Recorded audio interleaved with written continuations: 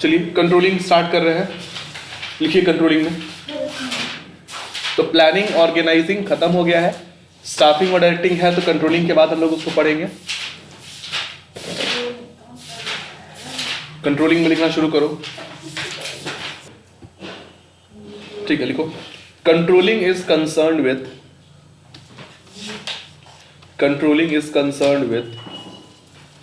taking necessary measures. Controlling is concerned with taking necessary measures or preventive actions. Necessary measures or preventive actions to ensure achievement of preventive actions to ensure achievement of necessary measures and preventive action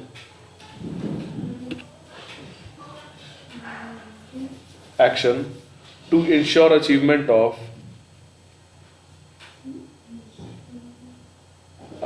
of organizational or preventive action। नहीं, क्या लिखा आप लोग? Controlling is concern with taking necessary measures और preventive action to ensure achievement of organizational goal. Hello, हाँ class नहीं है अभी। हाँ क्या है? Achievement of organizational goal by comparing actual performance with planned performance and if there is any deviation planned performance and if there is any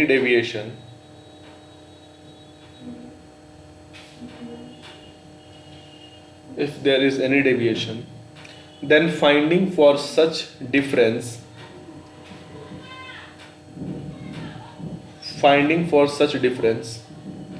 and taking corrective measures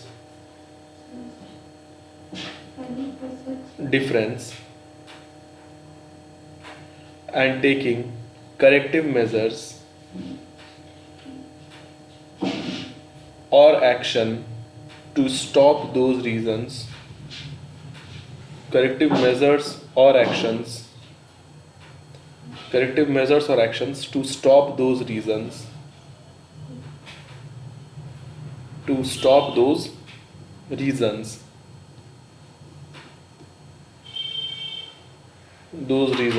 so that in future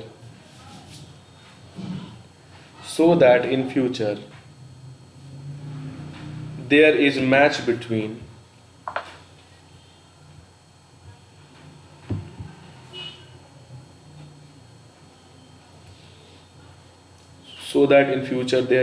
between actual and planned performance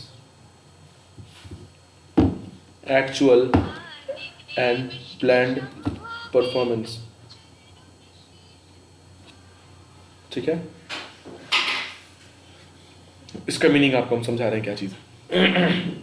देखो planning में क्या होता है, planning में हम लोग plan करते हैं कि हमारा जो सबसे पहले क्या होता है कि ऑब्जेक्टिव्स डिसाइड होता है, उसके बाद प्लानिंग होता है। प्लानिंग में क्या होता है कि हम लोग प्लान करते हैं कि कैसे अपने ऑब्जेक्टिव्स को अचीव करना है। उसके बाद ऑर्गेनाइजिंग होता है जहां पे हम लोग रिसोर्सेज को ऑर्गेनाइज करते हैं। उसके बाद स्टाफिंग होता है। स्टाफिंग का मतलब है कि रिसोर्सेज को यूज करने के लिए सही आदमी को सही जगह पे काम पे रखा जाए, ठीक है। उसके बाद डायरेक्टिंग होता है, डायरेक्शन देके काम करवाना।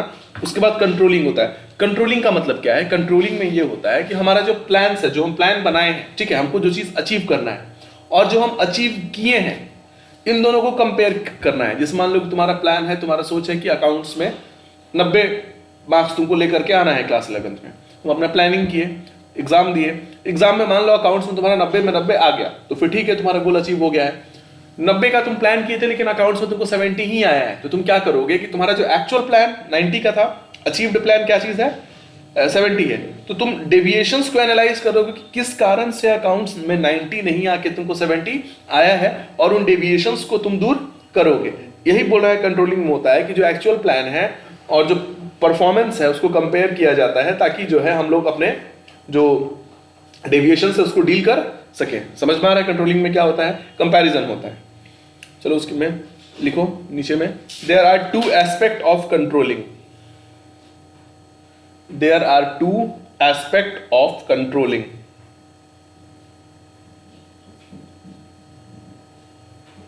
There are two aspect of controlling.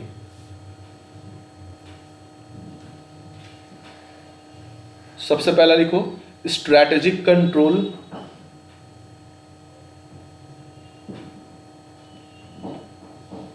Strategic control, उसमें लिखो it refers to check effectiveness of plan, it refers to check effectiveness of plan, check effectiveness of plan because sometimes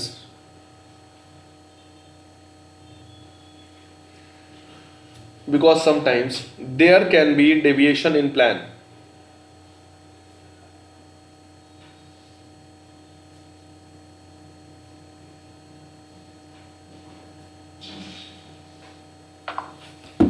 ठीक है, there can be deviation in plan. तो strategic control बोल रहा है कि हो सकता है आप मेहनत तो बराबर किए हो लेकिन आपका प्लान में ही गलती हो, मिस्टेक इन प्लान हो सकता है, प्लान में भी गलती हो सकता है। तो स्ट्रैटेजिक कंट्रोल के अंदर वो लिखे हो ना, तो स्ट्रैटेजिक कंट्रोल पे एरो देके लिख लो मिस्टेक इन प्लान, एक लाइन में एरो देके स्ट्रैटेजिक कंट्रोल में नीचे ऊपर जैसे यहाँ पे लिखा हुआ है, यहाँ देखो जैसे स्ट्रैटेजिक कंट्रोल का अंदर तो बता ही दिया है कि प्लान में गलती हो सकता है, वहां पे एरो देके लिख लो mistake in plan.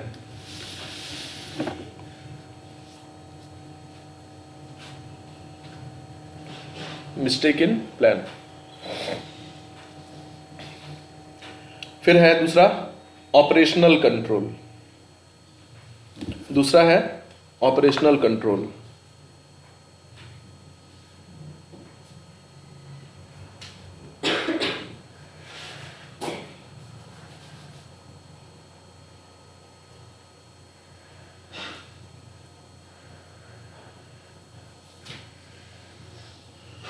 Operational control में लिखो it refers to focus on managerial and other activities, it refers to focus on managerial and other activities of organization, managerial and other activities of organization,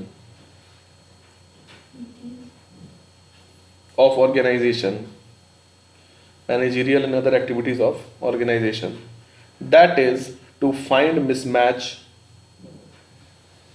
that is to find mismatch due to fault in action, mismatch due to fault in action or activities,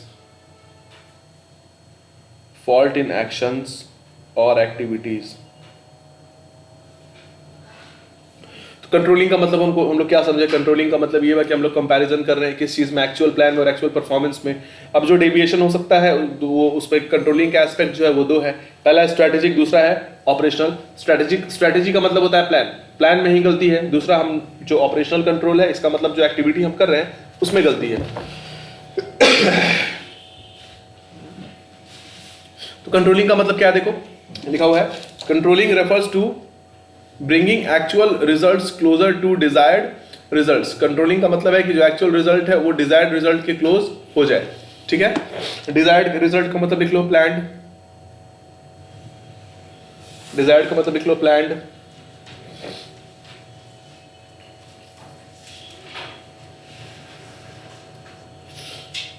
characteristic of controlling, सबसे पहला controlling is fundamental management function. Controlling जो है management का fundamental function है। There are many management functions like planning, organising, staffing, directing and controlling. Out of these functions controlling is most important. If controlling is excluded then all functions are rendered meaningless. Controlling fundamental है और important इसलिए है कि अगर controlling नहीं रहेगा तो बाकी सब फंक्शन का कोई वैल्यू नहीं रहेगा। हम प्लानिंग कर रहे हैं, हम गोल अचीव कर रहे हैं, लेकिन हम कंपैरिजन ही नहीं कर रहे हैं, हमको पता ही नहीं है कि हमारा एक्चुअल रिजल्ट और प्लान रिजल्ट में क्या डिफरेंस है, तो बाकी सब एक्टिविटी का क्या फायदा।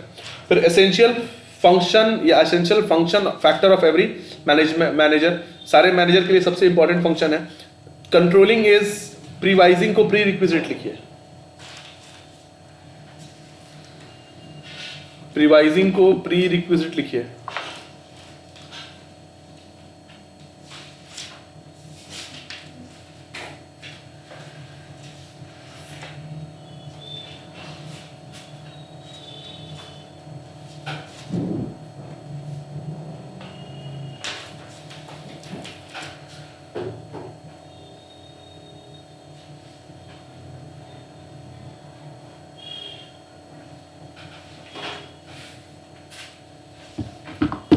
लिख लिए इसको, प्री रिक्विजिट।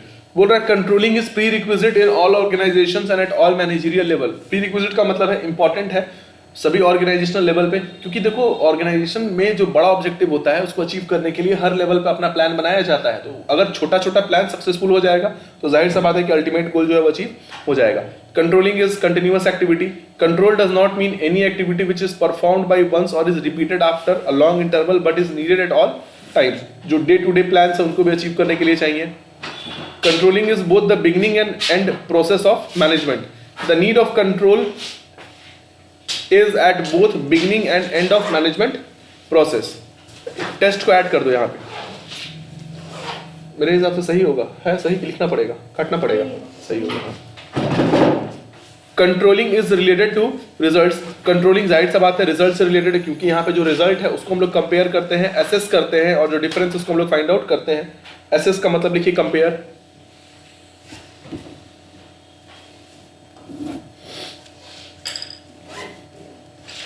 फिर है इंपॉर्टेंस ऑफ कंट्रोलिंग। कंट्रोलिंग का क्या इंपॉर्टेंस है? सबसे पहला है accomplishing organisational goals with help of controlling deviations are immediately detected को लिखिए फाउंड।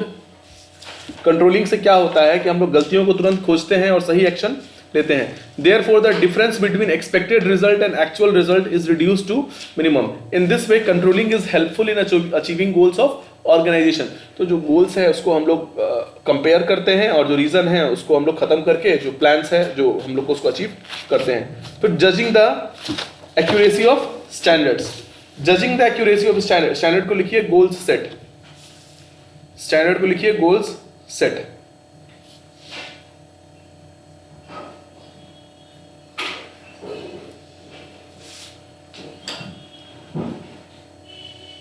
तो हम जो गोल बनाए हैं अगर उसको हम इजीली अचीव कर ले रहे हैं, इसका मतलब है कि हमारा जो प्लान्स है वो सही है। लेकिन अगर अपने गोल्स को हम अचीव नहीं कर पा रहे हैं, इसका मतलब है कि हमको अपने प्लान में कुछ चेंज करना पड़ेगा। While performing the function of controlling, a manager compares actual work performance with the standards. He tries to find out whether led down का मतलब होता है whether existing, लिख दो, led down का मतलब लिखो existing, whether existing standards are not more or less than general standards in case of need they are redefined। Meaning clear है आप लोगों को? एक्यूरेसी ऑफ स्टैंडर्ड, हम जो स्टैंडर्ड बनाए हैं जो गोल है वो देखना है सही है कि नहीं। फिर making efficient use of resources. Controlling makes it possible to use human and physical resources efficiently। Under controlling it is ensured that no employ deliberately delays his work performance। deliberately का लिखिए knowingly या purposely। deliberately का लिखिए knowingly purposely।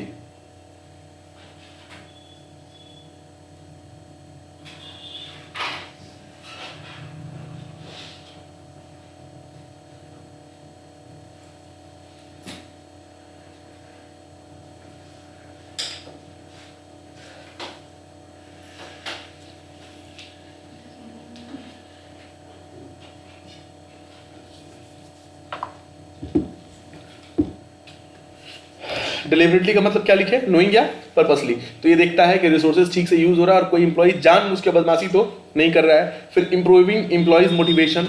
The implementation of controlling makes all the employees to work with complete dedication because they know that their work performance will be evaluated and if the progress report is satisfactory they will have their identity establish in the organisation. Controlling से क्या होता है कि employees dedication से काम करते हैं क्योंकि उनको पता है कि उनका काम चेक किया जाएगा, और अगर वो अच्छा से काम नहीं करेंगे तो उसमें फंस जाएंगे, और वो अच्छा से काम करेंगे तो हो सकता है कि उनको उसमें थोड़ा सा प्रॉफिट हो जाए। प्रॉफिट का मतलब है कि उनका अलग पहचान हो जाए। अगर कोई आदमी सही समय पे सही काम को कंप्लीट कर दे रहा है तो उसको अप्रिसिएशन मिलेगा। ensure order and discipline. Controlling ensures order and discipline. With its implementation, all the undesirable activities like theft, corruption, delay in work and uncooperative attitudes are checked. फिर facilitating coordination in action.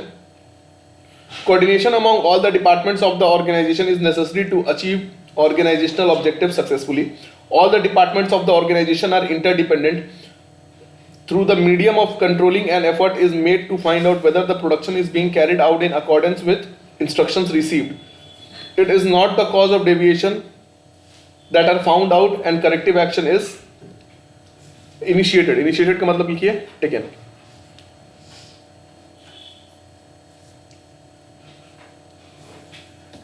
लिखिए ठीक है. अब controlling का ये chapter बहुत छोटा सा है मेरे देखने में. अब कंट्रोलिंग और अलग अलग जो है उसके बीच में रिलेशन एस्टैब्लिश किया गया है. सबसे पहले देखो relation between planning and controlling, dependence between planning and controlling. Planning is meaningless without controlling. तो प्लानिंग जो है कंट्रोलिंग के बिना मीनिंगलेस है, क्योंकि प्लानिंग में हम लोग गोल्स सेट कर रहे हैं, कंट्रोलिंग में हम लोग गोल्स और काम को जो है कंपेयर कर रहे हैं. तो in the first part of interdependence between planning and controlling, it has been said that planning can be successful only in the presence of controlling. It means that if control is not present, it is useless to have planning. तो planning में हम लोग क्या करते हैं, goals set कर, planning में हम लोग स्टैंडर्ड्स को सेट करते हैं, कंट्रोलिंग में स्टैंडर्ड्स को एक्चुअल परफॉर्मेंस से कंपेयर करते हैं. Controlling is blind without planning. सही बात है, जब हमारा कोई स्टैंडर्ड रहेगा ही नहीं तो हम कंपैरिजन किससे करेंगे. क्लास में अगर एक बच्चा है वो 5 नंबर भी ले आएगा तो वो टॉप कर जाएगा, भले पास होने के लिए 40 मार्क्स चाहिए, लेकिन एक बच्चा है वो 5 नंबर भी ले आएगा तो हाईएस्ट स्कोर किया है. तो हमारे पास प्लानिंग भी तो होना चाहिए ताकि हम एक स्टैंडर्ड सेट कर सके. 100 बच्चा है तो आप स्टैंडर्ड सेट कर सकते हैं कि 40 या 50 मार्क्स लाने के लिए पास होना जरूरी है, पास होने के लिए 50 मार्क्स लाना जरूरी है. Under the system of controlling actual work performance is compared with standards. Standards का मतलब क्या बताए थे, स्टैंडर्ड का मतलब target goals. If the standards are not determined, there is no justification left for control, and standards are determined under planning. Hence it is said that controlling is blind without planning. Chapter बहुत आसान है, इसमें बस एक line आपको याद रखना है. कंट्रोलिंग का मतलब है कि हम लोग कंपैरिजन कर रहे हैं किस किस चीज का, जो गोल्स है, जो एक्चुअल परफॉर्मेंस है. यहाँ 2 चीज याद रखना है, गोल्स, एक्चुअल परफॉर्मेंस, और find the cause of deviation and take corrective action. Difference between planning and controlling. Planning is looking ahead. हाँ ये बहुत, इसको याद कर लीजिएगा, सीबीएसई वाले लोग इसको टिक कर लो, ये फेवरेट चीज है, पूछेगा. Planning is looking ahead whereas closing is looking back. इसका मतलब, एक मिनट सोचो, तुमको कुछ समझ में आ रहा है. प्लानिंग फ्यूचरिस्टिक है, प्लानिंग में हम डिसाइड करते हैं कि भविष्य में क्या कैसे करना है, कैसे गोल्स को अचीव करना है. कंट्रोलिंग में हम लोग क्या करते हैं कि अगर हम लोग रिजल्ट मैच नहीं कर रहा है, हम लोग पीछे देखते हैं कि हम लोग प्लान जो किए उसमें गलती क्या है. प्लानिंग इज फ्यूचरिस्टिक, प्लानिंग में आगे के बारे में सोचते हैं. कंट्रोलिंग में हम लोग देखते हैं पास्ट को कि हमसे क्या मिस्टेक हुआ है. Plans are always formulated for future. On the other hand, controlling is looking back because under it, manager tries to find out whether it is completed according to standards or not. Planning is first function and controlling is last function of management. Planning, organizing, staffing, directing, controlling. काम planning से शुरू होता है, organizing से जाके खत्म होता है. The managerial process moves in definite sequence like planning, organizing, staffing, directing and controlling. It shows that planning is first step and controlling happens to be last step. Controlling process में क्या क्या होता है, देखो controlling के process में क्या होता है. सबसे पहला setting performance standard, फिर measurement of actual performance, फिर comparison करते हैं, फिर deviation लेते हैं और फिर corrective action लेते हैं. तुमको याद करने का कोई खास जरूरत तो है याद करने का, मेहनत नहीं करना पड़ेगा इसमें. प्लानिंग में गोल सेट किए, फिर एक्चुअल परफॉर्मेंस को मेजर किए, फिर कंपेयर किए, फिर डेविएशन निकाले, फिर उसको सही किए. Setting performance standards. Standards are those criteria on the basis of which the actual plans is measured. Actual performance are compared with planned one to find deviation. लिखो यहाँ पे. Actual performance are compared with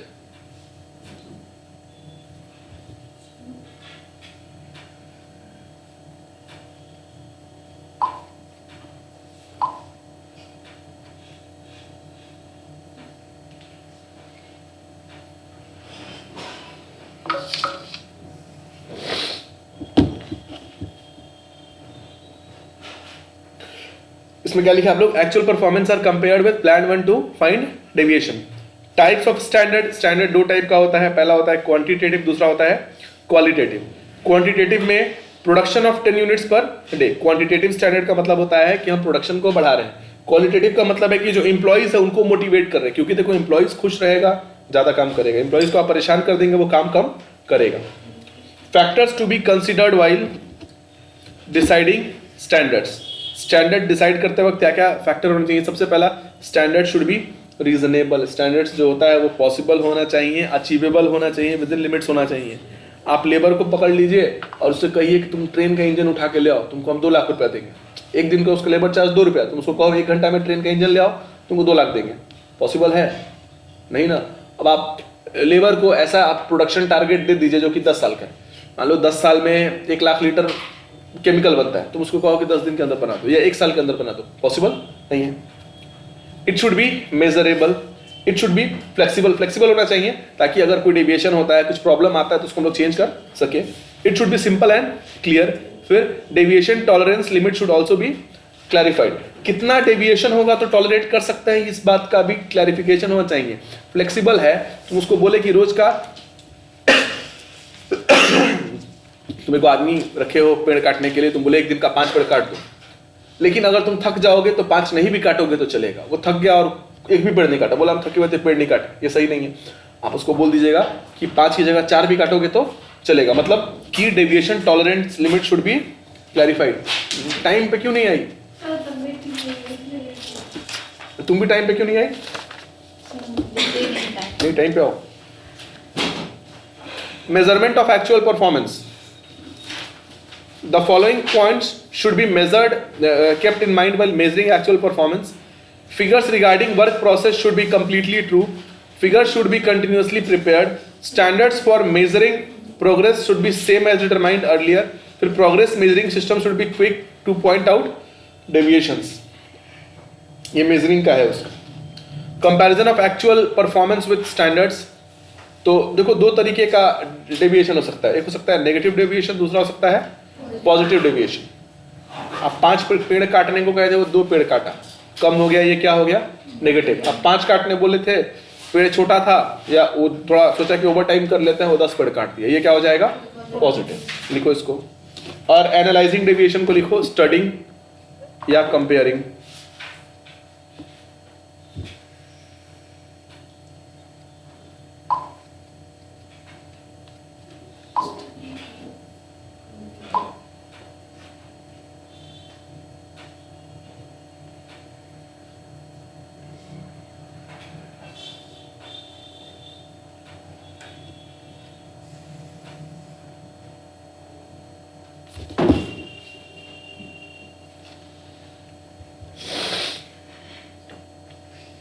गिरेगा नहीं, चिंता मत करो।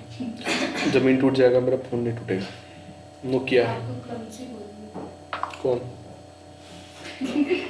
कौन बोला? सृष्टि। सृष्टि बोलती है। उसके बाद तो मत जाओ, उसको कैमरा खरीदना है। सृष्टि बोलती है, हम कुछ नहीं बोले। अरे एनालाइजिंग डेविएशन में is standard being attained, if yes nothing is to be done. यहाँ पे कुछ क्वेश्चन है, याद कर लोगे, उसका आंसर आपको मिल जाएगा। सबसे पहला जो गोल है वो मिल गया है, हाँ मिल गया है, कुछ नहीं करना है। दूसरा, कोई डेविएशन हुआ है, नहीं हुआ है तो कोई बात नहीं, अगर हुआ है तो डेविएशन एक्सेप्टेबल है कि नहीं। अगर पॉजिटिव डेविएशन होगा तो अच्छा है, नेगेटिव होगा तो एक्सेप्टेबल नहीं है।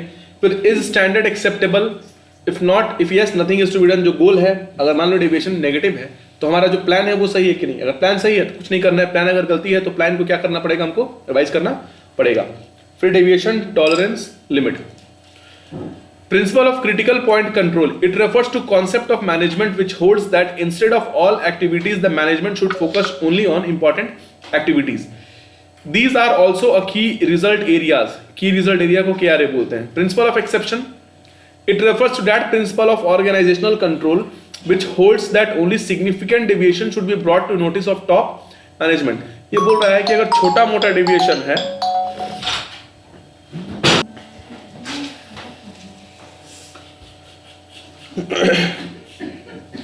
तो प्रिंसिपल ऑफ एक्सेप्शन बोलता है कि वो डेविएशन जो कि बड़ा है उसी को टॉप मैनेजमेंट को बोलना है। समझ में आ रहा है?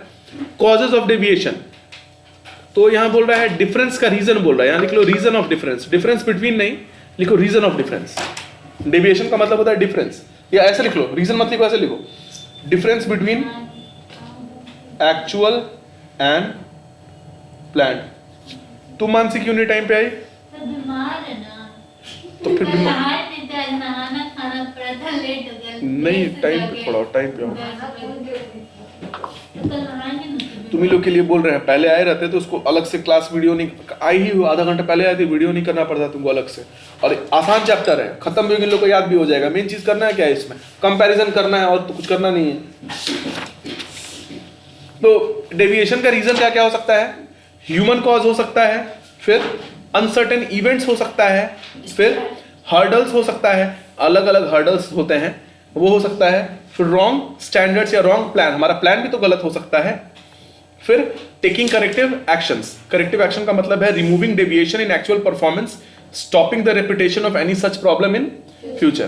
तो फ्यूचर में जो भी प्रॉब्लम हो रहा है उसको खत्म करने के लिए प्लान में जो जो कमी है उसको हम लोग दूर करेंगे। ठीक है, इस चैप्टर हम लोग का खत्म हो गया है। आज कोशिश करना जाके इसको याद कर ले। हाँ, कर लिए हैं। समझ में आ गया है? आसान चीज है, अभी रखो मत, डायरेक्टिंग में हम लोग पढ़ना स्टार्ट करना है, एक एक मिनट कीमती है। डायरेक्टिंग थोड़ा बड़ा चैप्टर है लेकिन अच्छा है, कुछ कुछ चीज समझने का मिलेगा। कंट्रोलिंग प्रोसेस तक पढ़ाया क्या? कंट्रोलिंग खत्म कर दिए हम लोग। वही पढ़ाया क्या वहीं पे?